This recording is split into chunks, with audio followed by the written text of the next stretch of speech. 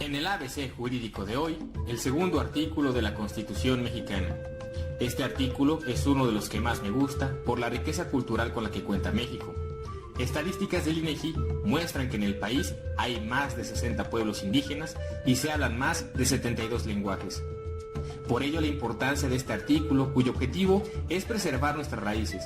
Lo malo es que en la realidad no se aplica del todo.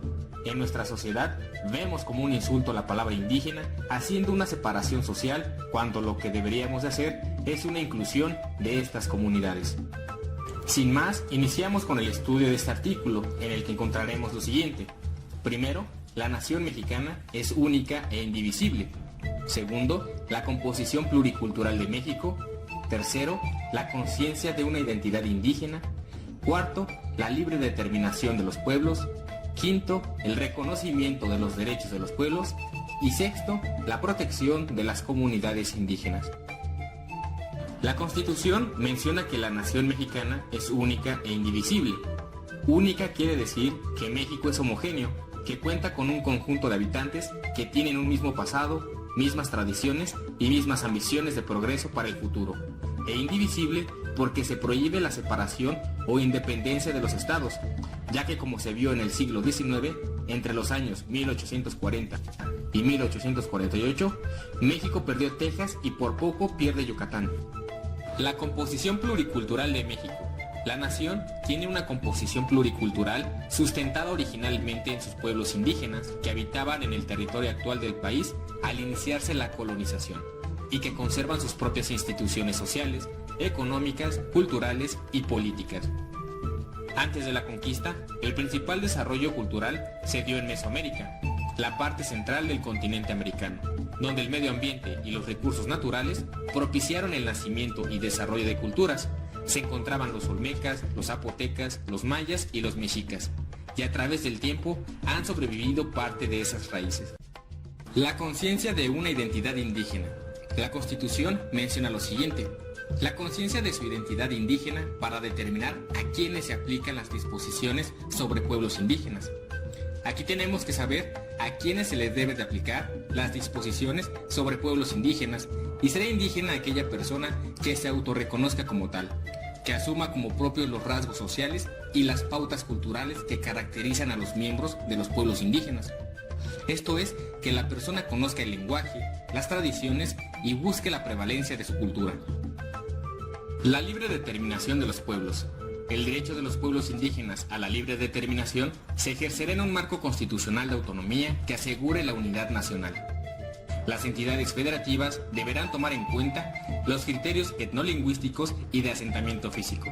En este párrafo tenemos que hacer mención de un tratado internacional, la Declaración de las Naciones Unidas sobre los Derechos de los Pueblos Indígenas, en la que se define en sus artículos 3 y 4 este precepto.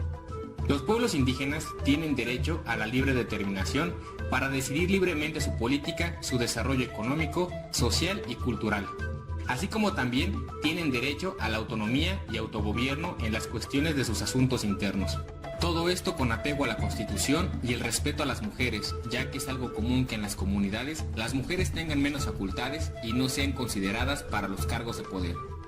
El reconocimiento de los derechos de los pueblos.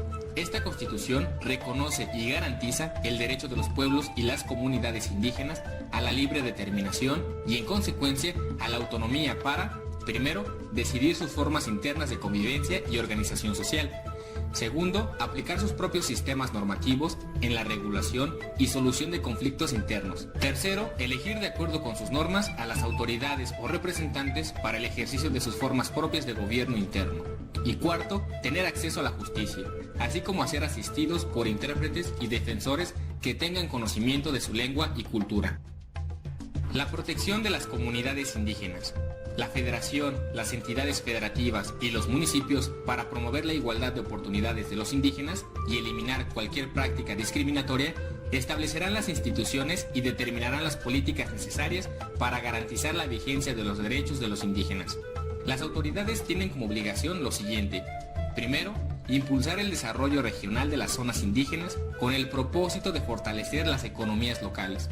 Segundo, garantizar e incrementar los niveles de escolaridad, favoreciendo la educación bilingüe e intercultural. así como establecer un sistema de becas para los estudiantes indígenas en todos los niveles. Tercero, asegurar el acceso efectivo a los servicios de salud a todas las comunidades.